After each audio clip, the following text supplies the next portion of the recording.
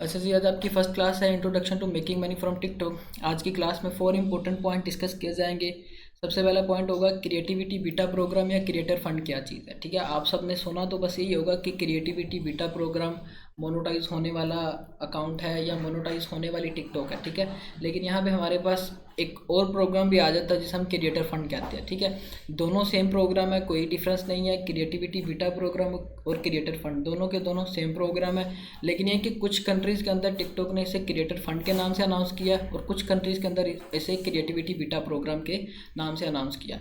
अब यहाँ पे फ्रांस है, फ्रांस के अंदर इसे क्रिएटर फंड कहते हैं। बाकी जो अदर कंट्रीज़ हैं, यूएसए या यूके या इटली या स्पेन है, इसमें क्रिएटिविटी बीटा प्रोग्राम के नाम से इन्होंने अनाउंस किया। दोनों प्रोग्राम सेम ही है, क्योंकि आगे जाकर जब आप अकाउंट्स क्रिएट करोगे तो कुछ के अकाउंट्स के ऊपर क्रिएटर फंड शो होगा, कुछ के अकाउंट्स के ऊपर क्रिएटिविटी बीटा प्रोग्राम शो होगा। तो यह कि दोनों सेम ही है, कंफ्यूज होने वाली कोई बात नहीं है इसके अंदर। इसके बाद यहाँ पे हमारे पास दूसरी चीज़ें आ जाती है कि एलिजिबल कंट्रीज़ कौन सी है टिकटॉक की मोनेटाइजेशन के लिए। इस चीज़ का भी पता होना चाहिए, क्योंकि अभी बस ये है कि लोगों को बस ये पता है कि यूएसए का अकाउंट क्रिएट किया हो तो वो क्रिएटिविटी बीटा प्रोग्राम वाला या क्रिएटर फंड वाला होता है, वो मोनेटाइज टिकटॉक वाला अकाउंट है। लेकिन नहीं, यहाँ पे हमारे पास डिफरेंट कंट्रीज़ है, यूएसए है, यूके है, फ्रांस है, जर्मनी, इटली और स्पेन है। ठीक है, इन कंट्रीज़ के अंदर मोनेटाइजेशन फ़िलहाल टिकटॉक ने अनाउंस की हुई है। फ्रांस के अंदर अभी इसके सिर्फ 10,000 क्रिएटर्स हैं, मतलब कि कंपटीशन भी इतना ज़्यादा नहीं है, कंपटीशन भी कम है। अभी टाइम है इस प्लेटफॉर्म की तरफ मूव ऑन करने का। फेसबुक का तो ये सिस्टम अभी फ़िलहाल हो गया है कि काफ़ी ज़्यादा कंपटीशन है। रील्स, एड्स ऑन रील्स पे जो काम कर रहे हैं, कोई भी क्रिएटर निकालो उसके 5-5, 6-6 पेजेस निकलते हैं, तो कंपटीशन काफ़ी ज़्यादा होगा। यहाँ पे कोई कंपटीशन नहीं होगा। और जितनी भी चीज़ें मैं आपको ड्यूरिंग लेक्चर्स प्रोवाइड करूँगा वो सब आपने अपने तक ही रखनी है, क्योंकि इसके अंदर कुछ ऐसी चीज़ें भी होनी हैं।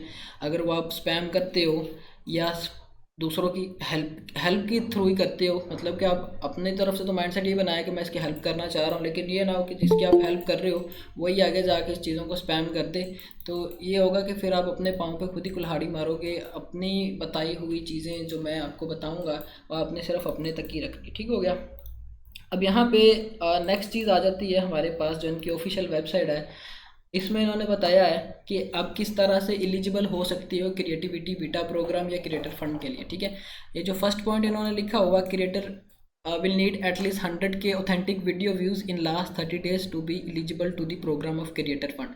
मतलब कि जैसे फेसबुक के ऊपर है कि 60 दिन के बाद आपका वॉच टाइम ड्रॉप हो जाता है, वैसे ही यहाँ पे है कि 1 मंथ के बाद जो आपके 1 लाख व्यूज़ कंसीडर हुए होने हैं वो भी ड्रॉप हो जाने हैं। इसका जो क्राइटेरिया फ़िलहाल इस तरह का कि जैसे फेसबुक के ऊपर रील बोनस का क्राइटेरिया था, उसी तरह का क्राइटेरिया यहाँ पे आपके 1 लाख व्यूज़ कंप्लीट होंगे, आप इस प्रोग्राम के लिए एलिजिबल हो जाओगे। 10,000 फॉलोअर्स कंप्लीट करते हो, आप मोनेटाइजेशन के लिए अप्लाई कर सकते हो। ठीक है, ये चीज़ है। इसके बाद दूसरा पॉइंट इन्होंने ये मेंशन किया हुआ है, सिर्फ मेन इंपॉर्टेंट पॉइंट्स में हाईलाइट करूँगा।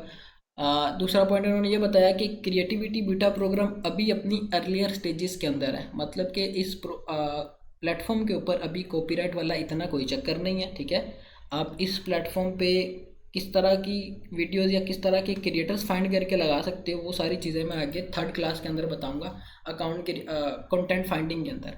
ठीक है, उसके अंदर आपको सारी चीज़ें क्लियर हो जाएंगी कि हमने कंटेंट कहाँ से लेना है, किस तरह से उसे एडिट करना है, किस तरह से आगे अपलोड करना है। उससे प्रीवियस क्लास में आपको इस चीज़ का आइडिया हो जाएगा कि हमने अकाउंट किस तरह से क्रिएट करना है, क्रिएटिविटी बीटा प्रोग्राम वाला मैनेज कैसे करना है, कौन कौन सी चीज़ें हैं जो कि हमारा आईपी स्पैम कर देती हैं। सारी चीज़ें अगली क्लास के अंदर होगी। फर्स्ट क्लास है इंट्रोडक्शन बेस्ड पे कि क्या नॉलेज है जो कि आपको होनी चाहिए इस प्रोग्राम के रेलिवेंट। ठीक है, नेक्स्ट पॉइंट इन्होंने ये बताया हुआ है कि किस तरह के क्रिएटर या किस तरह की कम्युनिटी इस प्रोग्राम के लिए एलिजिबल है और कौन कौन सी सबसे हाईली रिकमेंडेड निशीज हैं टिकटॉक के ऊपर। सबसे पहले हमारे पास इन्होंने ये चीज़ बताई हुई है कि कैट्स ऑफ कॉमेडियंस, मतलब कि अब टिकटॉक एंटरटेनमेंट वाला प्लेटफॉर्म है, लोग यहाँ पे सिर्फ एंटरटेन होने के लिए आते हैं या अपनी वीडियोस को अपलोड करते हैं, लोगों को एंटरटेन कर, मतलब कि सही एंटरटेनमेंट वाला प्लेटफॉर्म है ये। तो सबसे ज़्यादा यहाँ पे जो क्रेज़ है वो कॉमेडी का है। ठीक है, कॉमेडी सबसे ज़्यादा टिकटॉक के ऊपर। अब आपने भी क्रिएटर इसी तरह के निकालने हैं जो कि कॉमेडी को ही प्रमोट करते हो या कि कॉमेडी वाला कंटेंट बनाते हो। अब जब 2016 के अंदर सितंबर में फर्स्ट टाइम टिकटॉक लॉन्च हुई थी, तो ये दोयान के नाम से लॉन्च हुई थी, जो कि चाइना की अभी टिकटॉक है। ठीक है, फिर आगे जाके इन्होंने इस चीज़ को चेंज कर दिया। चाइना और जापान के लोगों के लिए इन्होंने दोयान एप्लीकेशन को सेपरेट कर दिया है, और अदर एशियंस और प्रीमियम कंट्रीज़ वाले जैसे यूएसए यूके वाले हैं, इनके लिए इन्होंने टिकटॉक के नाम से अनाउंस कर दी। अभी फ़िलहाल दोयान के ऊपर कोई इस तरह का प्रोग्राम नहीं है, सिर्फ अभी इन्होंने टिकटॉक के लिए इस तरह का प्रोग्राम अनाउंस किया है, क्योंकि टिकटॉक के ऊपर पॉपुलेशन ज़्यादा है। अब कोई भी प्लेटफॉर्म है, जब उस पर अच्छी खासी ऑडियंस हो जाती है तो वो अपनी मोनेटाइजेशन अनाउंस करवा देती है, या कोई इस तरह का वे ले आती है कि लोग मज़ीद हमारे प्लेटफॉर्म की तरफ आए या इंटरेक्ट हो हमारे प्लेटफॉर्म की तरफ, ठीक है। इसी वजह से इन्होंने भी मोनेटाइजेशन अनाउंस करवाई है कि अगर हमारे प्लेटफॉर्म के ऊपर अब सबसे ज़्यादा ऑडियंस है तो हम इस ऑडियंस को मज़ीद किस तरह से अपने प्लेटफॉर्म पर इंगेज रख सकते हैं। उसके लिए इन्होंने ये क्रिएटिविटी बीटा प्रोग्राम या क्रिएटर फंड का प्रोग्राम अनाउंस किया, जो कि अगले 3 साल के लिए चलेगा, ठीक है। ये प्रोग्राम सिर्फ अगले 3 साल के लिए चलेगा फिलहाल के लिए, जो इन्होंने अपनी ऑफिशियल वेबसाइट पे बताया हुआ। आगे का पता नहीं, हो सकता है कि ये मज़ीद इसकी ड्यूरेशन को इंक्रीज़ कर दें, ठीक है। इसके बाद दूसरा नंबर पर हमारे पास आ जाता है कि रेनोवेटर ऑफ बॉडी बिल्डर्स, मतलब कि दूसरी टाइप की जो कैटेगरी है जो सबसे ज़्यादा टिकटॉक के ऊपर देखी जाती है, वो या तो फिटनेस की कैटेगरी है, चाहे उसमें फीमेल्स का कंटेंट हो या मेल्स का कंटेंट हो, या दूसरी है कि बॉडी बिल्डिंग का कंटेंट हो, ठीक है। ये सबसे ज़्यादा हाइप क्रिएट करने वाला टिकटॉक के ऊपर अभी कंटेंट है दूसरे नंबर पे, ठीक है। उससे पहले कॉमेडी है, क्योंकि सबसे ज़्यादा लोग एंटरटेन होने के लिए इस प्लेटफॉर्म पे आते हैं। फिर इसके बाद सिंगर्स हैं, फिर आर्टिस्ट है, फिर डांसर, फिर म्यूजिशियन और फिर एजुकेशंस है। ये 4-5 ऐसी निशीज़ हैं जो कि सबसे ज़्यादा टिकटॉक के ऊपर वायरल है, और आपने भी इन्हीं को ही टारगेट करना होगा आगे जाकर, जो मैं आपको 3rd क्लास के अंदर बताऊँगा, ठीक हो गया। अब यहाँ पे इन्होंने ये बताया कि why do we called it creator fund, कि हम इसे क्रिएटर फंड क्यों कहते हैं। मतलब कि क्रिएटर फंड का मतलब ये कि क्रिएटर्स को हम अब फंड देंगे, पहले कोई फंड नहीं था। बिल्कुल ये है कि आपके जितने मर्जी व्यूज़ आ जाएं, जो मर्जी आ जाए, या तो सिर्फ आपकी अर्निंग होती थी कोइन बेस्ड पे, जो कि पाकिस्तान के अंदर भी काफ़ी पिछले दिनों चली थी। उसका तो ये हिसाब था कि भाई आपने कॉइन्स आपके जितने होने थे, फिर उस हिसाब से उन्होंने आपको अर्निंग कन्वर्ट करके देनी थी। लेकिन ये एक सेपरेट चीज़ है, ये मोनेटाइजेशन की तरह है। ये जैसे यूट्यूब और फेसबुक है, उसी तरह आपका क्राइटेरिया कंप्लीट होगा, आपकी वीडियोज़ के ऊपर आपको अर्निंग होगी, ठीक है। तो ये सारी चीज़ें इस तरह से होंगी।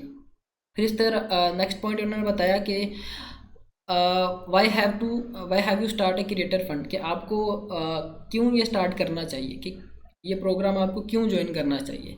ये मेन चीज़ कहने का मकसद यही है कि इस प्लेटफॉर्म के ऊपर सबसे ज़्यादा ऑडियंस है, अभी सबसे ज़्यादा एक्टिव ऑडियंस है। जो पाकिस्तान के अंदर एसईओ का एक्सपर्ट बंदा है, उसने बोला कि किसी टाइम पे फेसबुक के ऊपर सबसे ज़्यादा ऑडियंस होती थी यंग जनरेशन की, लेकिन अभी वो सारी मूव ऑन हो गई है टिकटॉक के ऊपर। टिकटॉक के ऊपर अभी सबसे ज़्यादा जो ऑडियंस है वो 16 साल की एज वाली है, ठीक है। और 16 साल की एज वाली कौन कौन सी चीज़ें देखना पसंद करती हैं, आप सब मैच्योर, आप सबको पता है कि किस तरह की निशीज़ हैं जो कि हम इनको अगर दिखाना चाहें तो हमारी वीडियोस के ऊपर व्यूज़ आ जाते हैं। सबसे ज़्यादा ये खुद के ऊपर, मतलब कि या तो अगर वो पैसों के रेलिवेंट या मनी मेकिंग के रेलिवेंट कंटेंट है आपका, तो वो सबसे ज़्यादा वायरल जा सकता है। या 16 साल के जो लोग होते हैं, उनका ये होता है कि वो अभी ग्रूम हो रहे होते हैं, तो उनको किस तरह से ग्रूम करना या किस तरह की वो चीज़ें देखना पसंद करते हैं ग्रूम होने के लिए अपनी, चाहे वो फिटनेस हो, चाहे वो मनी मेकिंग हो, चाहे वो हेल्थ केयर हो, कोई किसी किस्म का हो, तो उस सब को इंटरेक्ट करने के लिए इन निशेज़ को आपको फॉलो करना पड़ेगा, ठीक है। 16 साल की ऑडियंस सबसे ज़्यादा है, फिर उसके बाद 18 से 24 साल की ऑडियंस सबसे ज़्यादा है, फिर आ गई 24 से 35 साल की ऑडियंस सबसे ज़्यादा है, ठीक है। 3rd नंबर पे हमारे पास ये ऑडियंस है। तो इन चीज़ों को आपने अट्रैक्ट करना, ये नहीं कि आप ऐसे कंटेंट्स निकालो जो कि आपको अच्छे लगते हैं, आपने इस चीज़ को भी चेक करना है कि आपकी ऑडियंस को किस तरह की चीज़ पसंद है, ठीक है। अब आज की क्लास के बाद आप सब ने करना ये है कि आप सब ने टिकटॉक यूज़ करनी है, वो मैं बताऊंगा कौन सी टिकटॉक यूज़ करनी है और क्या क्या चीज़ें आपने उसमें नोट डाउन करनी है, ठीक है। इसके बाद इन्होंने जो नेक्स्ट पॉइंट बताया है कि is there a fix number of creator who can take a part, मतलब कि यहाँ पे कोई फिक्स नंबर है कि मतलब कि 100-200 या 1 लाख व्यू क्रिएटर ही बस ज्वाइन कर सकते हैं। इन्होंने बताया कि नहीं, यहाँ पे किसी किस्म की कोई लिमिट नहीं है, हर तरह का क्रिएटर यहाँ पे आ सकता है, सिर्फ 2 क्रिएटर्स को छोड़ के, ठीक है। और उसकी तरफ आपने जाना भी नहीं है। सबसे पहले अगर आप एडल्टिज़म की तरफ जाते हो, अगर आप एडल्ट कंटेंट टिकटॉक के ऊपर लगाने की कोशिश करते हो, एक तो ये वैसे भी इस्लाम में हराम चीज़ है। दूसरा ये कि टिकटॉक भी आपको इसके ऊपर कम्युनिटी गाइडलाइन देगा। पहला कंटेंट ये। दूसरा कंटेंट है कि अगर आप गन्स के रेलिवेंट कंटेंट लगा रहे हो, मतलब कि आप असले की नुमाइश कर रहे हो, फिर भी आपको ये वार्निंग्स देंगे आपकी उस वीडियो के ऊपर जिस पे ये डिटेक्ट करेंगे कि हाँ आपने इस तरह से इसके ऊपर गन्स की वीडियो लगाई हुई है। कम्युनिटी गाइडलाइन आपको आई है, या तो आप इसको रिमूव कर लें या प्राइवेट कर लें। अगर आप रिमूव नहीं करते तो वो आपकी पहली वार्निंग कंसीडर हो जाएगी। 3 वार्निंग्स के बाद आपका या तो अकाउंट सस्पेंड हो जाता है या आपका अकाउंट डिलीट हो जाता है। ठीक है, इस चीज़ को आपने ध्यान में रखना है। फिर इसके बाद नेक्स्ट पॉइंट आ जाता है कि इन्होंने जो अगले 3 साल के लिए बजट रखा हुआ है वो कितना है। इन्होंने 231 मिलियन यूरोस रखे हुए हैं अगले 3 साल के लिए। 231 मिलियन यूरोस एक अच्छी खासी अमाउंट है जो कि अगले 3 साल के लिए इन्होंने रखी हुई है। और यहाँ पे अगर यूएसए के ऑडियंस को टारगेट करते हैं आप, तो समझ लें कि 1 मिलियन व्यूज़ के ऊपर आपके $1000 की अर्निंग होनी है, क्योंकि 1000 व्यूज़ के ऊपर $1 मिल रहा है अभी यहाँ पे। ठीक है, यूएसए के ऑडियंस को अगर आप टारगेट करते हो। उससे भी हाई सीपीएम की तरफ जाना है तो फिर आप नीदरलैंड के ऑडियंस को टारगेट करोगे, या फिर आप नॉर्वे के ऑडियंस को टारगेट करोगे। ठीक है, या फिर आप ऑस्ट्रेलिया के ऑडियंस को टारगेट करोगे। और ऑस्ट्रेलिया का किसी भी प्लेटफॉर्म के ऊपर सबसे हाई सीपीएम है, चाहे वो यूट्यूब है, फेसबुक है या टिकटॉक है। उसके बाद डेनमार्क का, फिर नॉर्वे या फिर यूनाइटेड स्टेट चौथे नंबर पे आता है हाईएस्ट सीपीएम में। ठीक है, 5वें नंबर पे हमारे पास सेमी प्रीमियम कंट्रीज आ जाती हैं सिंगापुर। ठीक है, सिंगापुर का $15 फेसबुक के ऊपर सीपीएम है, 1000 व्यूज़ के ऊपर आरपीएम सीपीएम है सॉरी। तो यह कि इस प्लेटफॉर्म के ऊपर भी अगर आपने ग्रूम करना है तो इन्हीं 5 कंट्रीज़ को आपने टारगेट करना है हाईएस्ट सीपीएम लेने के लिए। ये नहीं कि अगर आप पाकिस्तानी कंटेंट लगा रहे हो या पाकिस्तान का कोई वायरल क्रिएटर्स भी चाहे लगा रहे हो तो आपकी वो अर्निंग होनी नहीं जो आप एक्सपेक्ट कर रहे हो सकता है कि आपके 1 मिलियन व्यूज़ के ऊपर वो आपको $100 भी ना दे। ठीक है, आरपीएम पाकिस्तान का, इंडिया का, एशिया के जो इस तरह की जीडीपी के लिहाज से कंट्रीज़ है जिनका जीडीपी लो है, उनका आरपीएम भी काफ़ी ज़्यादा लो है। तो आपने सिर्फ ये 5 कंट्रीज़ ही टारगेट करनी है। सबसे पहले ऑस्ट्रेलिया, सबसे हाईएस्ट सीपीएम कंट्री, $20 है इसका फेसबुक के ऊपर। ठीक है, इसके ऊपर भी अच्छा खासा, लेकिन अभी इन्होंने मेंशन नहीं किया हुआ कितना है। ठीक है, ये सिर्फ आपकी वीडियोज़ के ऊपर ही है कि आपकी वीडियो किस तरह परफॉर्म कर रही है। फिर इसके बाद डेनमार्क या नॉर्वे या फिर यूनाइटेड स्टेट है, और फिर आपके पास सिंगापुर है। 5 कंट्रीज़ है हाईएस्ट सीपीएम वाली। अब एक तो ये हो गया कि आरपीएम इस तरह से आपको मिलेगा कि अगर आपकी वीडियो यूएसए के अंदर देखी जा रही है तो आपका हाई आरपीएम होगा। अब दूसरी चीज़ ये भी मैटर करती है कि उस वीडियो को कितने सेकंड लोग देख रहे हैं। ये ना हो कि आपकी 1 मिनट की वीडियो है उसको लोग 3-4 सेकंड देख रहे हैं, तो वो चाहे आपका जितना मर्जी हाई आरपीएम हो, क्वालिफाइड व्यूज़ आपके बहुत कम कंसिडर होने हैं उसके अंदर। ठीक है, मैं यहाँ पे दिखाता हूँ आपको आरडीपी के अंदर कि ये चीज़ किस तरह से इम्प्लीमेंट करती है। आरपीएम आपका किस तरह से अर्निंग के ऊपर मैटर करता है। ठीक है, एक पाकिस्तानी कंटेंट है, पाकिस्तानी कंटेंट की अर्निंग और तरह की होगी अगर आप पाकिस्तानी ऑडियंस को टारगेट करते हो, और यूएसए की ऑडियंस है उसकी अर्निंग और तरह की होगी। ये नहीं कि आप बस यही कंसीडर कर रहे हो कि अगर पाकिस्तान के ऑडियंस पे भी काम किया जाए तो आरपीएम हमारा अच्छा ही मिलना है, पाकिस्तानी ऑडियंस पे आपको आरपीएम अच्छा नहीं मिलना। ठीक है, तो ये चीज़ आपने ध्यान में रखनी है, क्योंकि अभी यहाँ पे जो आरपीएम चल रहा है पाकिस्तानी ऑडियंस का वो सेंट्स के अंदर, सेंट्स से भी कम चल रहा है, 0.038, फिर आगे जाके 10 आता है। इस तरह से फिर आहिस्ता आहिस्ता इंक्रीज़ होता है। मेन चीज़ सिर्फ 2 चीज़ें मैटर करती हैं यहाँ पे।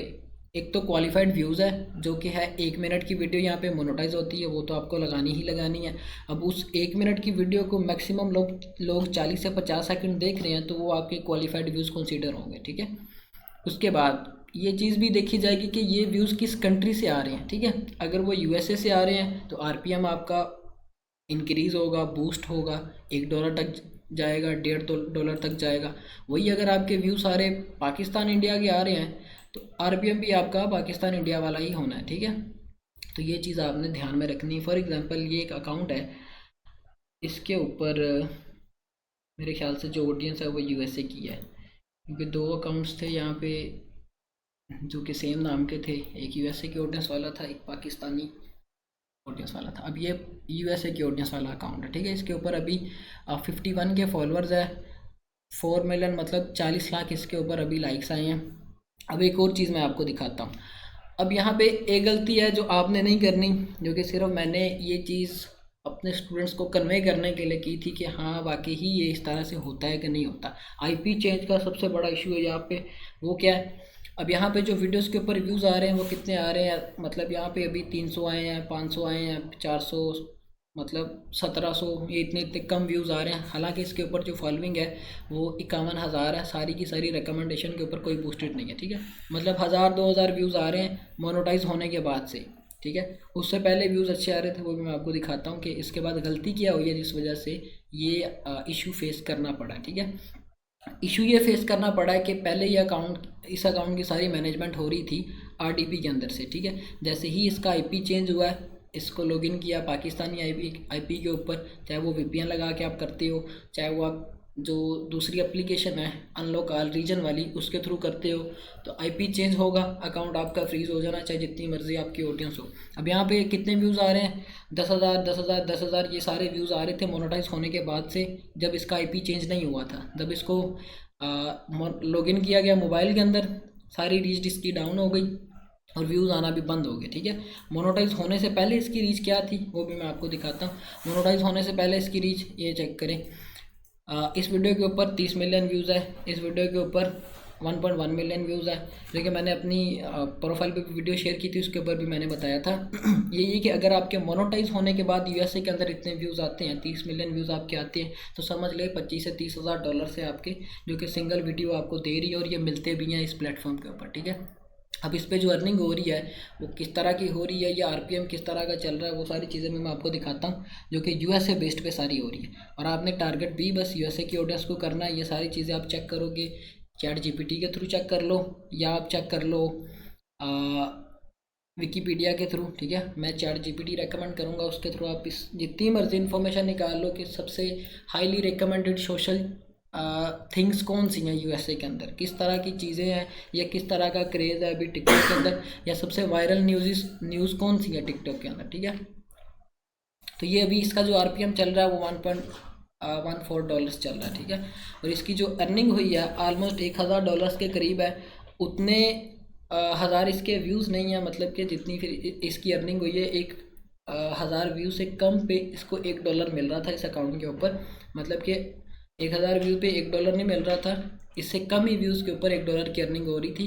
तो अब यहाँ पे एक और चीज़ समझने वाली ये है कि अब ये यहाँ पे $900 की अर्निंग हुई है, ठीक है।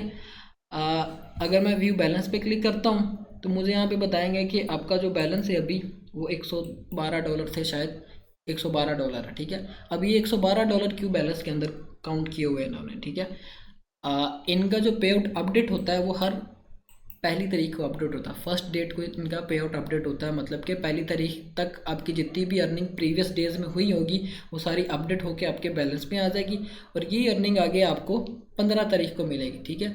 अब ये $112 मुझे इस 15 तारीख को मिलने हैं, और आगे जो मेरी $900 की अर्निंग हुई है वो मुझे मिलनी है अगले मंथ की फर्स्ट तारीख को, जब ये सारी अर्निंग बैलेंस में काउंट हो जाएगी। फिर अगले मंथ की 15 तारीख को मुझे जो दूसरी अर्निंग है $900 की वो मिलेगी। आप सबका भी यही सारा होगा।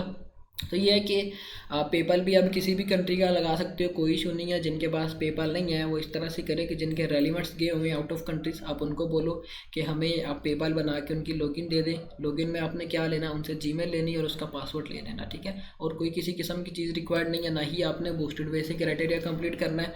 पहले था कि जब ये प्रोग्राम स्टार्ट किया था तो बूस्टेड वे से भी क्राइटेरिया कंप्लीट करने से अच्छे व्यूज़ आ जाते थे, लेकिन ये कि एल्गोरिदम अपडेट किया इन्होंने, जैसे कि इन्होंने वेबसाइट पर बताया कि हम डेली बेसिस पे स्लोली अपने एल्गोरिदम पे काम कर रहे हैं, इसको बेहतर कर रहे हैं। एक ना एक दिन जाके यहाँ पे भी कॉपीराइट ख़त्म होना, लेकिन अभी यहाँ पे स्टार्ट है जैसे फेसबुक पे स्टार्ट था, ठीक है। तो आप यहाँ से बहुत बड़ी अपॉर्चुनिटी है, अर्निंग कर सकते हो, ठीक है।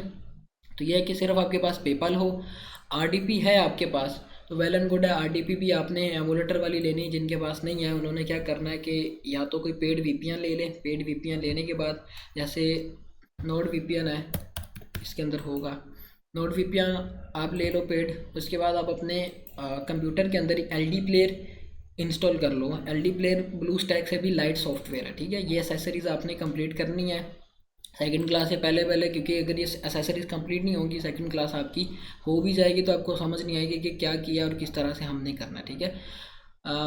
एलडी प्लेयर आपके पीसी में हो या फिर आपके पास आरडीपी हो एमुलेटर वाली, दोनों में से कोई एक चीज़ होनी चाहिए। अगर अपने पीसी में करना है तो आपके पास साथ एक नोड वीपीएन भी होना चाहिए, और वहीं पे रह के अपनी सारी अपनी एक्टिविटी करनी है। नोड वीपीएन भी कोई स्पैम वाला नहीं लेना, के लोग जो सेल करते हैं वो या तो टेलीग्राम से उठा के आपको देते हैं या आपको वो देते हैं फेक वेबसाइट से उठा के। वो कुछ देर चलता है, उसके बाद 1-2 दिन चला, उसके बाद उसने बंद हो जाना। फिर जो जिससे आपने वीपीएन लिया है वो आपकी बात भी नहीं सुनता, ठीक है। तो ये चीज़ आपने अपनी एसेसरीज कंप्लीट करनी है। इसके बाद हमारे पास जो नेक्स्ट पॉइंट आ जाता है जो कि क्राइटेरिया है, who is eligible for creativity beta programme. Countries कौन कौन सी हैं? USA, UK, France, Italy, Spain, ठीक है। ये आपकी कंट्रीज़ हैं जिनके अंदर आपकी मोनेटाइजेशन एलिजिबल है। आप इन कंट्रीज़ के आईपी पे रह के अपना अकाउंट क्रिएट करोगे क्रिएटिविटी बीटा प्रोग्राम वाला, जो कि मैं नेक्स्ट क्लास में बताऊंगा। उसके बाद आपके अकाउंट के ऊपर 18 साल से ऊपर की डेट होनी चाहिए। यहाँ पे एक चीज़ आपने ध्यान में रखनी है कि जो जीमेल्स आप यूज़ करोगे उनकी डेट ऑफ बर्थ और आपके अकाउंट की डेट ऑफ बर्थ सेम होनी चाहिए, ठीक है। इसके बाद नेक्स्ट पॉइंट आपके पास आ जाता है कि आपके अकाउंट के ऊपर 10,000 फॉलोअर्स कंप्लीट होने चाहिए, 1 लाख व्यूज़ कंप्लीट होने चाहिए, जो कि लास्ट 30 डेज़ में आपने कंप्लीट करने होंगे। आपकी ये क्राइटेरिया कंप्लीट होगा, मतलब आपके 30 दिन के अंदर 1 लाख व्यूज़ कंप्लीट हो गए, फिर आप मोनेटाइजेशन के लिए अप्लाई कर सकते हो। अप्रूवल रेशियो भी सबसे हाई है, मतलब 80 to 90% चांस है कि आपका अकाउंट अप्रूव होगा, रिजेक्ट नहीं होगा। अगर रिजेक्ट होता भी है तो नेक्स्ट टाइम आपका अकाउंट अप्रूव हो जाएगा, ठीक है। इसमें किसी किस्म का नहीं कि अगर एक दफ़ा से रिजेक्ट हुआ तो फिर वो अप्रूव नहीं जल्दी होता। अप्रूवल रेशो भी काफ़ी हाई है यहाँ पे। अब यहाँ पे 1 लाख व्यूज़ वाली जो गेम है ना, इसको आपने थोड़ा सा समझना है। 30 दिन के अंदर आपके व्यूज़ कंप्लीट हुए हैं, आपने मोनेटाइजेशन के लिए अप्लाई किया है, आपका अकाउंट अप्रूव हो गया है, फिर ये चीज़ आपके अकाउंट के ऊपर इम्प्लीमेंट नहीं करेगी। फिर चाहे आपके 100-200 व्यूज़ भी आए, कोई इशू नहीं है मोनेटाइज होने के बाद, जैसे फेसबुक के पेजेस हैं, ठीक है। अगर यही क्राइटेरिया आपका 30 दिन के अंदर कंप्लीट होता है, मतलब कि आपके चाहे 90,000 व्यूज़ भी हैं, 30 दिन हो गए हैं, पहली से आपको फिर से ज़ीरो से स्टार्ट करना पड़ेगा, ठीक है। अब यहाँ पे नेक्स्ट पॉइंट आपके पास है कि आपने कम्युनिटी गाइडलाइंस के अगेंस्ट कंटेंट अपलोड नहीं करना है। ये चीज़ों ने इन्होंने अपनी वेबसाइट पे बार बार बताई हुई है, लेकिन यहाँ पे फ़िलहाल के लिए कोई किसी किस्म का कॉपीराइट का इशू नहीं है। आप टिकटॉक के क्रिएटर्स को उठा के टिकटॉक पे भी लगा सकते हो, कैसे लगाना है वो सारी चीज़ें नेक्स्ट क्लासेस जो होंगी उनके अंदर आपको मैं बताऊँगा, सारी चीज़ें आपको क्लियर हो जाएंगी, ठीक है। ये पॉइंट्स थे। इसके बाद मैं फिर से रिवाइज करवा देता हूँ। सबसे पहले आप एलिजिबल किस तरह से हो सकते हो? आपके 1 लाख व्यूज़ कंप्लीट होने चाहिए प्रीवियस 30 डेज़ के अंदर। अगर प्रीवियस 30 डेज़ में 1 लाख व्यूज़ कंप्लीट नहीं होते तो वो आपका क्राइटेरिया फिर से ज़ीरो से मल्टीप्लाई कर देना, ज़ीरो से आपको स्टार्ट करना पड़ेगा। और यहाँ पे नेक्स्ट पॉइंट जो इंपॉर्टेंट है, कम्युनिटी गाइडलाइंस के अगेंस्ट इन्होंने बोला हुआ है कि आपने कंटेंट अपलोड नहीं करना है, लेकिन ये अभी अपनी अर्लियर स्टेजेस में है। कम्युनिटी गाइडलाइन को अगर आप इस तरह से फॉलो करो कि आप अपनी वीडियोस को एडिट करना है, वो कैसे करना है, नेक्स्ट क्लासेस आपकी इनके ऊपर होंगी। बाकी ये ओवरव्यू की क्लास है, सारी चीज़ें आपने इसके अंदर समझनी है। अब कंटेंट जो फाइंड करना, आपने कंटेंट को आपने ध्यान में रखना है कि जो निशेस मैंने बताई हैं आपको, कैट्स ऑफ कॉमेडियन या कॉमेडी के रेलिवेंट कंटेंट है, चाहे वो फैमिली वाला कॉमेडी कंटेंट है या स्टेज शो वाला कॉमेडी कंटेंट है। ये नहीं कि पाकिस्तान के स्टेज शो, गोरों के जो स्टेज शो वो उनकी बात कर रहा हूँ मैं, ठीक है। इसके बाद रेनोवेशन ऑफ बॉडी बिल्डिंग या फिटनेस के रेलिवेंट, ये दूसरी बड़ी निश है फिर टिकटॉक के ऊपर। इसको अगर आप टारगेट करते हो तो आपके अच्छे खासे व्यूज़ भी आएंगे, कंटेंट भी वायरल होगा। और ये जो बॉडी बिल्डिंग की वीडियोज़ है इनको आप मर्ज करके 1 मिनट की भी बना सकते हो। ये नहीं कि अगर कॉमेडी वाली कोई वीडियो है तो वो आपको अगर एक रील मिलती है 30 सेकंड की तो उससे अब आप नहीं बना सकते, क्योंकि उसने जो 30 सेकंड में बात की है वो आप जितना मर्जी मल्टीप्लाई करना चाहो वो 30 सेकंड की जो उसने बात की है वो 30 सेकंड तक ही रहनी है, ठीक है।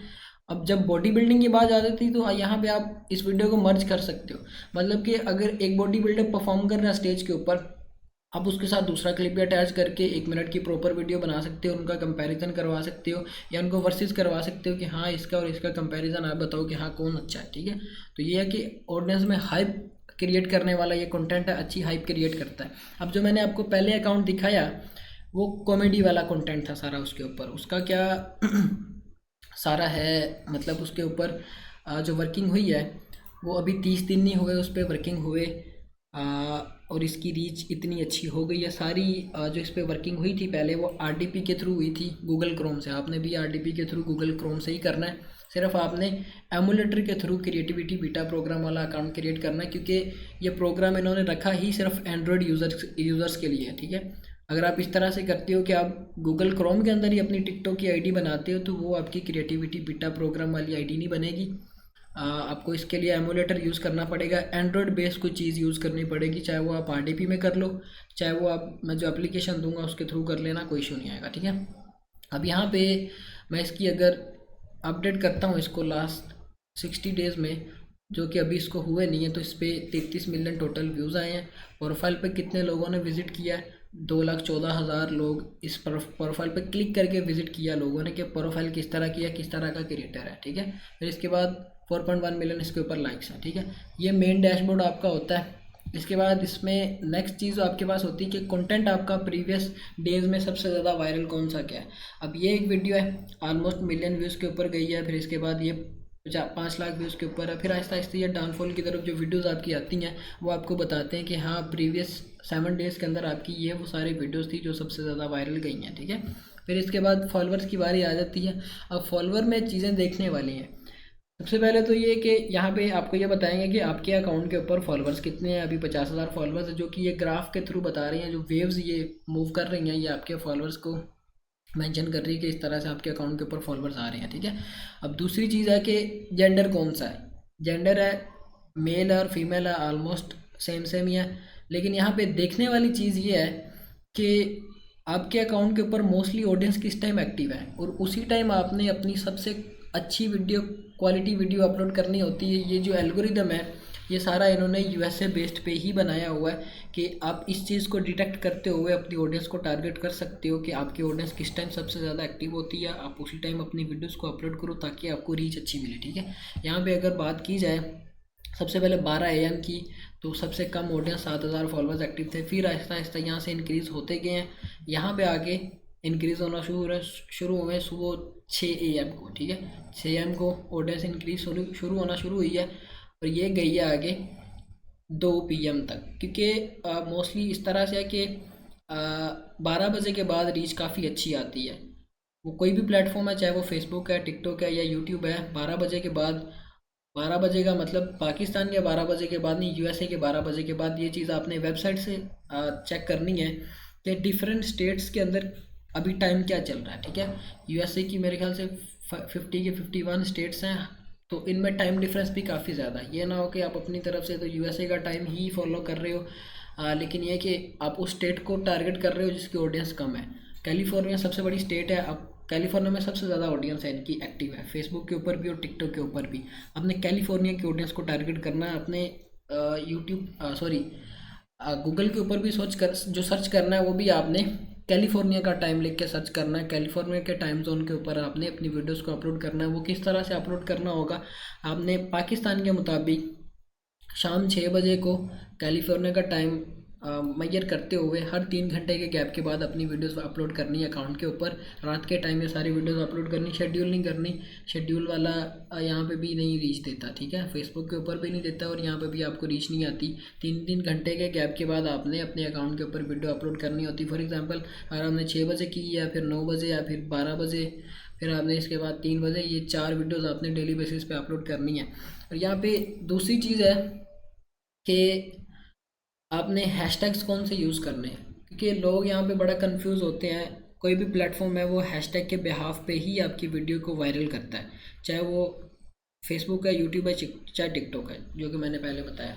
अब हैशटैग लोग क्या करते हैं, हैशटैग वायरल लगा देंगे, हैशटैग वायरल वीडियो लगा देंगे। इस तरह के हैशटैग पे ऑलरेडी काफ़ी ज़्यादा वीडियोस बनी हुई हैं, काफ़ी ज़्यादा इसके ऊपर बिलियंस में व्यूज़ है, टिकटॉक ने खुद जो बताया हुआ है। तो आप इन हैशटैग को यूज़ नहीं करोगे, आप हैशटैग वो यूज़ करोगे जो अभी ग्रूम हो रहे हैं, ये जो ट्रेंड में चल रहे हैं। ट्रेंड में कौन से हैशटैग चल रहे होते हैं, जो कि अभी मिलियन तक पहुँचे होते हैं, मतलब कि जिनके ऊपर अभी मिलियन व्यूज़ आए होते हैं, वो अभी ग्रूम हो रहे होते हैं। उस तरह के आप हैशटैग यूज़ करोगे, जो कि अगली क्लासेस में आपको बताऊँगा। मैं सिर्फ ये बेसिक इन्फॉर्मेशन थी जो कि आपने नोट डाउन कर लेनी है, ताकि मुझे बार बार समझाना ना पड़े, क्योंकि प्रीवियस जो बैच 6 हुआ है उसमें उन्होंने ये गलती की थी। मैंने बताया भी था उनको कि चीज़ें आपने नोट डाउन करनी है, उन्होंने नोट डाउन नहीं की। जब आगे जाके उनकी टीम्स बनी है काम करने के लिए, 4 टीम्स बनी थी, 20 स्टूडेंट्स थे, 5-5 स्टूडेंट्स की टीम बनी थी। तो उनको ये नहीं था पता कि हमने शुरू कहाँ से करना और ख़त्म कहाँ से करना, फिर से मुझे उनको दोबारा से समझाना पड़ा, ठीक है। तो इसी वजह से ये बैच भी लेट शुरू किया था। दूसरा ये कि क्लासेस के रेलिवेंट मैं चीज़ें क्लियर कर दूं। अब जब आपकी क्लासेस ख़त्म होनी है, आप 40 स्टूडेंट्स हो, 10-10 स्टूडेंट्स के 4 ग्रुप बनेंगे, 8 ग्रुप नहीं बनने, 5-5 स्टूडेंट्स के, 10-10 स्टूडेंट्स के 4 ग्रुप बनेंगे। वो मैं चेक करूँगा कि सबसे ज़्यादा एक्टिव स्टूडेंट्स कौन से हैं ग्रुप के अंदर, ठीक है। जो एक्टिव स्टूडेंट्स होंगे उन्हीं को मैंने आगे टीम्स में ऐड करना है। उनकी वर्किंग किस तरह से होनी है, निशेष मैं उन्हें खुद बताऊंगा जो उन्होंने फाइंड आउट करनी होगी। आप में से कोई एक लीड रोल करेगा आपकी कम्युनिटी के अंदर। अपनी सारी कम्युनिटी को आप देखोगे कि हाँ क्या प्रोग्रेस चल रही है, किस तरह से काम कर रहे हैं, मतलब कि आप 10 लोग एक दूसरे के साथ कंबाइन होकर काम करोगे।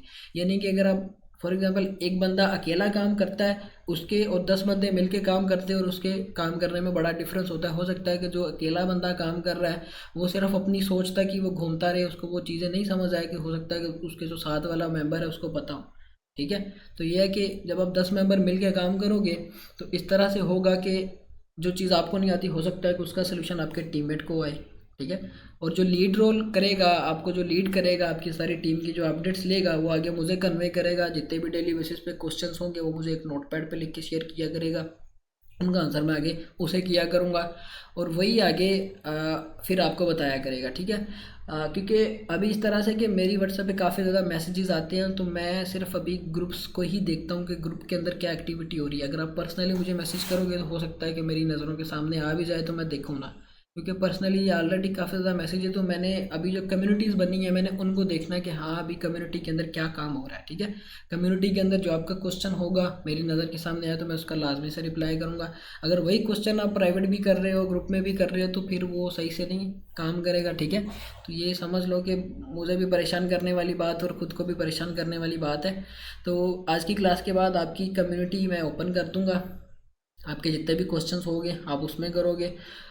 कल का जो आपका टास्क है वो ये है कि आपने अपनी एसेसरीज कंप्लीट करनी है। या तो आप आरटीपी ले लो एमुलेटर वाली, या फिर आप वीपीएन ले लोगे, पेड नोड वीपीएन ले लो और अपने पीसी में काम कर लो एलडी प्लेयर के थ्रू, क्योंकि ये लाइट सॉफ्टवेयर है। मोस्टली लो एंड पीसीस के ऊपर भी चल जाता है। सारी अपलोडिंग भी आप यहीं से करोगे, ठीक है। आज की क्लास ख़त्म होगी। अब जिनके जो क्वेश्चंस हैं वो वन बाय वन आप हैंड रेज करके कर सकते हो, ठीक है। जी उसामा, क्या क्वेश्चन आपका? अस्सलाम वालेकुम मोहसिन, थैंक यू यार, बहुत अच्छी क्लास थी। मुझे ये बताएं कि आपने एलडी प्लेयर और नॉट वीपीएन का तो बता दिया, मुझे ये बताएं कि आरडीपी एमुलेटर वाली कहाँ से परचेज की जा सकती है, रीजनेबल कोई रिसोर्स या वेबसाइट?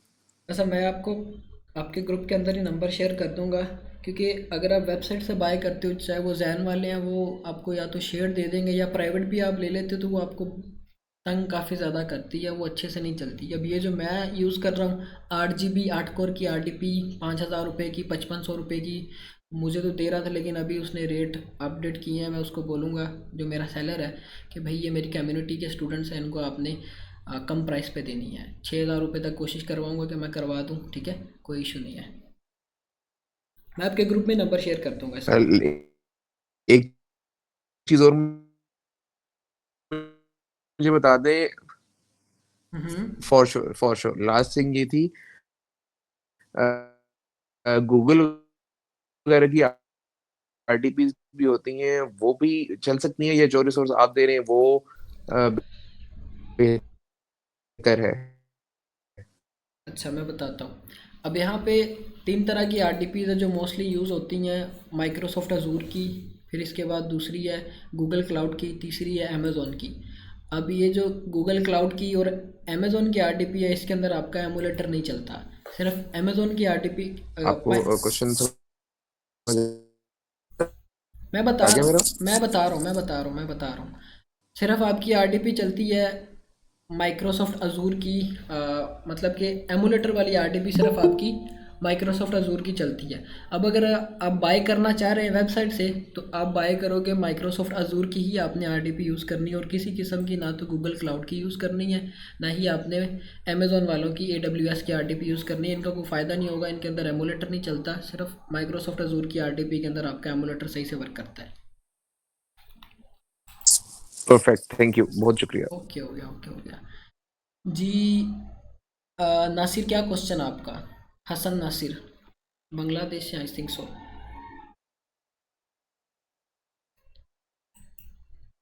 सर जी मेरा क्वेश्चन है, हम्म। मैं जब आरडीपी यूज करूंगा, आरडीपी कुछ दिन बाद तो रिन्यू होता है बा दूसरा आरडीपी लेना पड़ता है, तो उस टाइम पे जो आईपी चेंज होगा इससे व्यूज का फ्रीज होने का चांस है कि नहीं? अच्छा, अब यहाँ पे जो आप आरडीपीज लेते हो वो लेते हो सिर्फ 30 डे यूज़ वाली है जो रिप्लेसमेंट देते हैं 25 दिन की। आप आरडीपी लो रीन्यूएबल, ठीक है। रीन्यूएबल आरडीपी का ये कि आपने उसके अंदर जो भी वर्किंग की होती है, मतलब आपने प्रीवियस 30 डेज में उसमें जितनी भी आईडीज़ लॉगिन की है या जितने भी अकाउंट्स पे काम कर रहे हो, 30 दिन के बाद जब आप रीन्यू करवाओगे तो वो वहीं से उसी आईपी को आगे कंटिन्यू करके देगा, आपको आरडीपी चेंज करके नहीं देगा। इससे आपका आईपी चेंज नहीं होगा, ठीक है। ठीक है। और दूसरी बात है, आप हम्म। जो कम्युनिटी इशू का एक एडल्ट कंटेंट बोला और दूसरी जो कंटेंट बोला वो मेरे को क्लियरली नहीं आया, तो वो क्या था? गन्स का कंटेंट मतलब बंदूकों वाला कंटेंट। अच्छा, ठीक हो गया। ठीक है सर। ओके ठीक ओके। हो गया। अच्छा, सदीम आरडीपी की सर्विस कैसी है?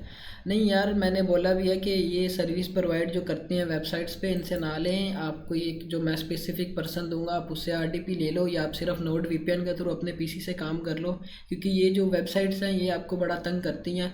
आपकी प्राइवेसी भी लीक हो सकती है, इस चीज़ की मैं फिर आगे जिम्मेदारी नहीं लूँगा। आप आरडीपी ले भी लेते हो, उसमें एमुलेटर सही से ना चले, एमुलेटर अगर चल भी जाए तो उसमें आपकी टिकटॉक सही से ना चले, तो फिर आपके लिए समझ लो कि आपके पैसे ज़ाया होने हैं। तो यही है कि जो चीज़ मैं रेकमेंड कर रहा हूँ सिर्फ आप उसी चीज़ को आगे फर्दर जो है ना उसी गाइडेंस पे आप अमल करो, ठीक है। अब यहाँ पे जी वहीद भाई, क्या क्वेश्चन आपका? अस्सलाम वालेकुम। वालेकुम अस्सलाम। हेलो, मेरी आवाज़ आ रही है? वालेकुम अस्सलाम, आ रही आवाज़ आ रही है आपकी। एक मिनट में लैपटॉप से हूँ। थोड़ी आवाज़ स्लो आ रही है। जी अभी आ रही है? आ रही है आपकी आवाज़ आ रही है। अच्छा, फिलहाल आप किसी और का आंसर वो उठा, मेरा तो इश्यू है चलो आवाज़ का। मैं किसी और से जी। इबाद, आप बताए क्या क्वेश्चन आपका? मलिक इबाद। मौसम भाई के इसके व्यूज कैसे पूरे होंगे? एक 1 मिलियन और फॉलोअर 10 के, और एक जो अकाउंट मार्केट में मिल रहे हैं वो कैसे मिलते हैं, जो 200-300 मिल रहा होता है? अच्छा, ये गुड क्वेश्चन किया आपने कि हमने 1 मिलियन नहीं है, 1 लाख व्यूज़ है, वो कैसे कंप्लीट करने हो, 10,000 फॉलोअर्स कैसे कंप्लीट करने हैं। अब ये सारी चीज़ें आपने रिकमेंडेशन पे कंप्लीट करने, 1 मंथ आप प्रॉपरली देते हो इस चीज़ को, वो किस तरह से करना है, आपका जो रोड मैप होगा वो किस तरह का होगा, वो मैं एक दफ़ा से सबको क्लियर कर दूँ। अब सब एक अकाउंट पे काम नहीं करोगे, आप मल्टीपल अकाउंट्स पे काम करोगे। अगर किसी की टाइम लिमिटेशंस इतनी नहीं है, मतलब कि उसके पास फ्री टाइम ज़्यादा होता है, तो वो आप 10 अकाउंट्स पे काम करोगे। अगर किसी की टाइम लिमिटेशन ज़्यादा है, उसके पास टाइम कम है, तो फिर आप 5 अकाउंट्स के ऊपर काम करोगे।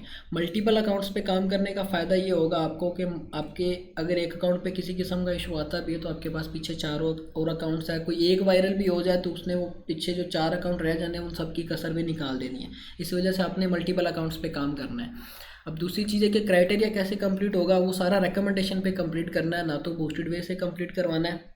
1 मंथ के अंदर हो जाता है अगर आप टिक के इस चीज़ को समझो तो, ठीक है। काफ़ी ज़्यादा स्टूडेंट्स ने 15-15 दिन के अंदर अर्निंग की है। मैंने अपनी प्रोफाइल पे सारे स्टेटस भी शेयर किए हैं उनके कि उन्होंने 15-15 दिन के अंदर सीखा भी है और अर्निंग भी स्टार्ट की है। तो सिर्फ ये आपके टाइम देने पे है, चीज़ों को समझने पे है। मुझसे पूछेंगे, मैं 10 बार पूछेंगे, मैं 10 बार बताऊंगा, लेकिन करना आपने खुद है। जब तक आप करेंगे नहीं तब तक आपके ना तो व्यूज़ कंप्लीट होने हैं ना ही फॉलोअर्स कंप्लीट होने हैं। फिर बात आ जाती है बूस्टेड की तरफ, वो आपने लेने नहीं है, अकाउंट आपका बिल्कुल फ्रीज हो जाता है, ठीक है। दूसरा ये कि अब जो मार्केट से जो अकाउंट मिलते हैं उनके थ्रू काम कर सकते हैं कि नहीं कर सकते। मार्केट में भी डिफरेंट तरह के अकाउंट्स होते हैं, एक लो रीच अकाउंट्स होते हैं, एक हाई रीच अकाउंट्स होते हैं, ठीक है। अब ये जो हाई रीच अकाउंट है ये मैंने कल जो इजाज़ अहमद ने पोस्ट की थी उसके पोस्ट के नीचे मैंने एक कमेंट किया था कि ये इतना आसान नहीं है जितना आप लोगों को बता रहे हो। ये वाकई इतना आसान नहीं है, जो लोग समझ रहे हैं कि सबसे ज़्यादा अगर अर्निंग हो रही है तो ये सबसे ज़्यादा आसान भी है, ठीक है। तो उसने, मैं फिर मेरी पोस्ट के नीचे फिर एक पर्सन ने बोला कि हमें बताएं किस तरह से काम किया जाए। मैंने उसको रिप्लाई करना चाहा कि हाँ यार आप ये सारी स्ट्रेटजी फॉलो करो। उन्होंने बोला था कि सब ने अपना हिस्सा डाला है सिखाने में। मैंने भी अपनी प्रोफाइल पे काफ़ी ज़्यादा वीडियो शेयर की हैं। वैसे भी मैं कुछ इंपॉर्टेंट गाइडेंस थी जो मैं देना चाह रहा था, लेकिन इजाज़ अहमद ने पता नहीं किस वजह से मुझे ब्लॉक कर दिया। शायद मैं कुछ बताना चाह रहा था या मैंने उस बात कुछ इस तरह की कर दी थी जो उसको लग गई है। तो ये है कि अब यहाँ पे 2 तरह के अकाउंट्स होते हैं। एक है हाई रीच अकाउंट, एक है लो रीच अकाउंट। लो रीच अकाउंट कौन से होते हैं? जो लोग बनाते हैं, एक एप्लीकेशन है टिकटॉक अनलॉक ऑल रीजन, उसके साथ प्लगइन मिलता है, ठीक है।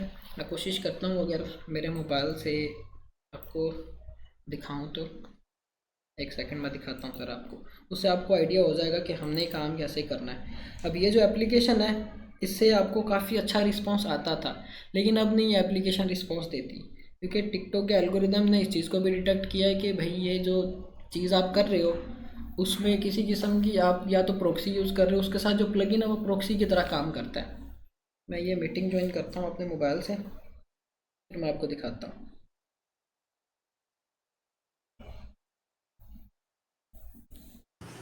मेरे पास वो एप्लीकेशन पड़ी हुई है। अच्छा जी, अब ये है कि एक सेकंड ज़रा, ये आपके पास है प्लगइन, ठीक है। अब इसके अंदर क्या होता है, आपके पास डिफरेंट कंट्रीज़ आ जाती हैं, आप किसी भी कंट्री को यहाँ पे सेलेक्ट करोगे, आपको एक्यूरेट उसी कंट्री का वो कंटेंट दिखाएंगे, ठीक है। और उसके बाद आपने नीचे एक चीज़ को ध्यान में रखना है कि आपने फोर्स रीजन मोड को ऑन करना होता है कि उसी रीजन का आपको वो फोर्स करके कंटेंट दिखाए। फिर उसके बाद उसी की टिकटॉक आपने चलानी होती, जो मैंने अभी आपको अकाउंट दिखाया, वो इस टिकटॉक के अंदर मैंने लॉगिन किया था सिर्फ ये चीज़ चेक करने के लिए कि आईपी पे वाकई ही इस तरह से असर पड़ता है, ताकि मैं ये राइट गाइडेंस अपने स्टूडेंट्स को कन्वे करूँ, तो वाकई ही ये चीज़ इम्पेक्ट करती है। अगर आप अपना आईपी चेंज करते हो तो आपकी रीच बिल्कुल ही डेड हो जाती है, ठीक है। अकाउंट आपने जो बाय करने हैं वो मैं फिर से एक दफ़ा क्लियर करूँ, अकाउंट हाई रीच मिलते हैं, मुझे भी काफ़ी कम मिले थे एक वियतनामी दोस्त से। मैं पता करूँगा, अगर तो वो सेलर एग्री हुआ तो उससे मैं उसका नंबर आपको शेयर कर दूँगा, या तो आप उसे यूएसडीटी में पे कर देना, या फिर मैं कोई एक्सचेंजर दे दूँगा। वो मेरे ख्याल से पता नहीं, अब मुझे तब अकाउंट दिया था उसने एक 400 रुपये का, ठीक है। हाई रीच अकाउंट होते हैं, उसके ऊपर बैलेंस भी साथ शो करते हैं कि ये आपका बैलेंस है, ठीक है। तो वो अकाउंट और दूसरे जो ये स्पैम वाले बनाते हैं उनमें बड़ा डिफरेंस होता है। तो मार्केट से अगर आप किसी दूसरे से ये 200-300 का अकाउंट बाय करते हो तो वो समझ लो डेड अकाउंट है, वो फ़ायदा नहीं है उनको बाय करने का। अगर बाय करने भी है तो वो हाई रीच वाले अकाउंट बाय करो या खुद बनाओ, ठीक है। जिसने हाई रीच वाले बाय करने हुए, मैं एक दफ़ा से बात करूँगा कि यार मेरे स्टूडेंट्स हैं तो करो थोड़ा सा कुछ, तो 5-5 10-10 अगर होते हुए तो आप सब ले लेना उससे, ठीक है। हॉटमेल पर अकाउंट करें तो कोई इशू सर नहीं। वन बाय वन यार, मैंने बोला तो है 1 बाय 1। एक सेकंड, नंबर ही नहीं आ रहा हमारा। मैं बताता हूँ यार, नंबर आएगा, टेंशन क्यों लेते हो। अगर मीटिंग ख़त्म होती भी है तो मैं दोबारा से ज्वाइन करवा के सबके क्वेश्चंस लूँगा, ठीक है। हॉटमेल पे भी अकाउंट बन जाता है और आउटलुक मेल पे भी आपका अकाउंट बन जाता है, ठीक है। अब यहाँ पे सकलैन, आप बताएं क्या क्वेश्चन आपका, जल्दी जल्दी से फिर क्वेश्चंस लेते हैं क्योंकि बंदे काले पड़ रहे हैं। जी सकलैन, क्या मोहसिन क्वेश्चन? भाई थोड़ी ना थोड़ा सा अस्सलाम ना वालेकुम। समराइज। 1 बाय 1 जी सकलैन बोलें।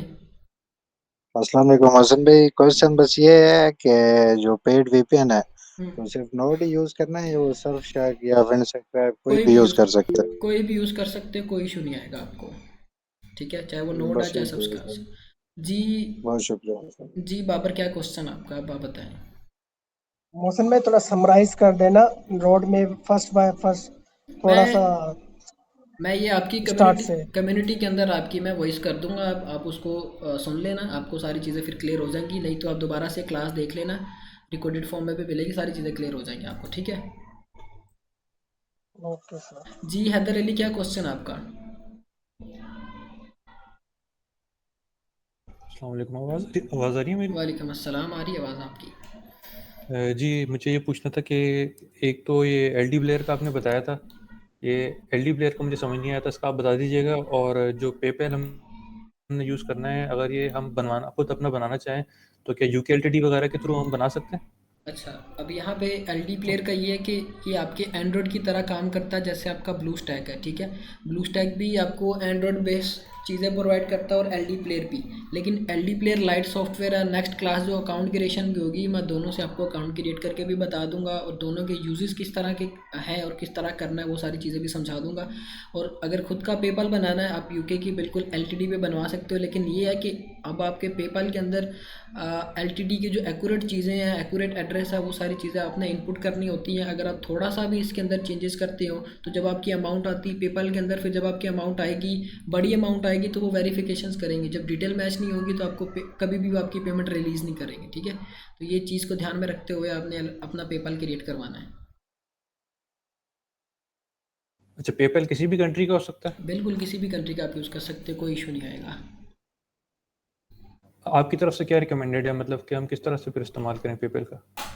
पेपैल ये कि मैंने बोला कि अगर आपका कोई रेलिवेंट है आउट ऑफ कंट्री, आपका ऑथेंटिक पर्सन है वहाँ पे, तो आप उसको बोलो कि वो आपको पेपैल एक क्रिएट करके दे दे, नंबर के ऊपर पेपैल की लॉगिन आगे आपको दे दे, ठीक है। वो मैं रेकमेंड करूँगा। अगर आप अपनी एलएलसी या एलटीडी पे करते हो, एक्यूरेट डिटेल पे बनाते हो, तो फिर कोई इशू नहीं है, उस पर आप बनवा सकते हो। जी बिलाल अहमद, क्या क्वेश्चन आपका?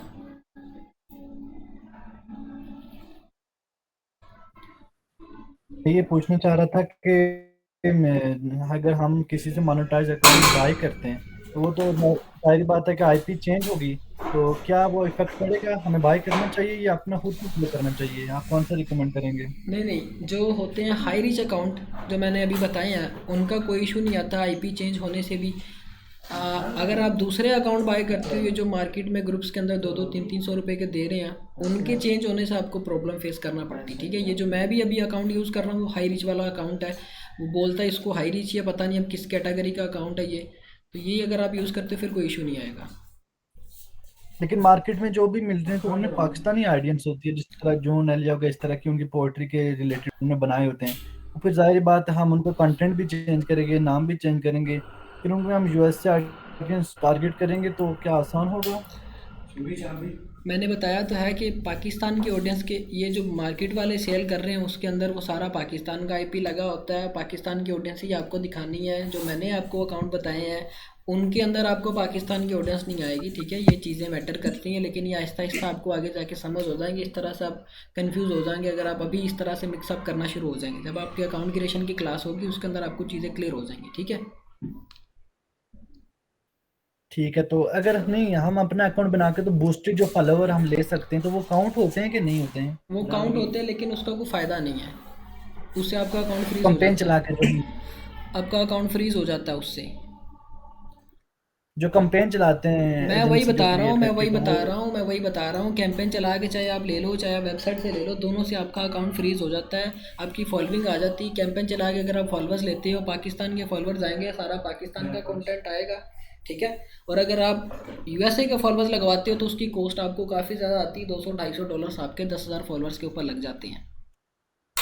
ठीक है, बहुत शुक्रिया। ठीक हो गया जी। एमडी सालेह अहमद, क्या क्वेश्चन आपका?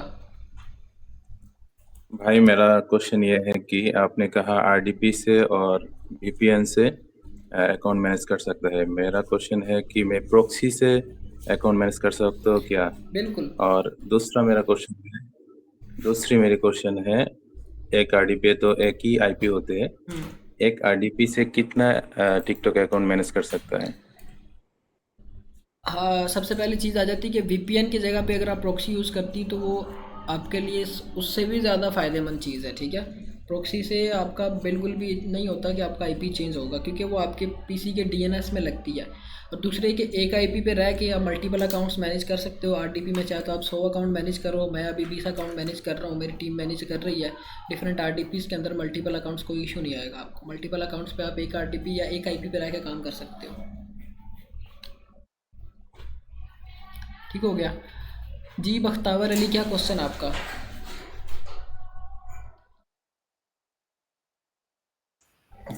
जी अस्सलाम वालेकुम भाई, आवाज़ आ रही है मेरी? वालेकुम अस्सलाम, आ रही है आवाज़ आपकी।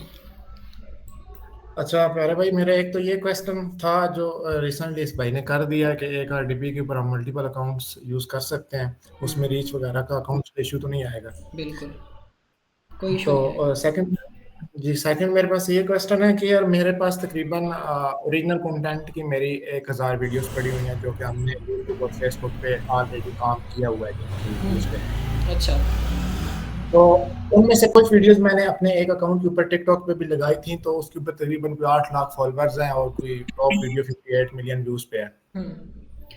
अच्छा तो अभी बोले बोले वो मैंने चंद एक वीडियोस जो हैं वो लगाई थी और वो भी ऐसे टीम से लगवाई थी मैंने, प्रॉपर नहीं खुद नहीं किया था, और वो ऐसे ही मतलब हमारा एक फजूल सा अकाउंट था, मैंने वैसे ही लगाई और वो तो काफी अच्छा चल गया। तो मेरा बात करने का मकसद ये है कि क्या मैं उसी कंटेंट के ऊपर अपने मल्टीपल अकाउंट्स जो हैं वो क्रिएट करके तो जो मेरी फ्रेश वीडियोस पड़ी हैं वो यूज कर सकता हूँ?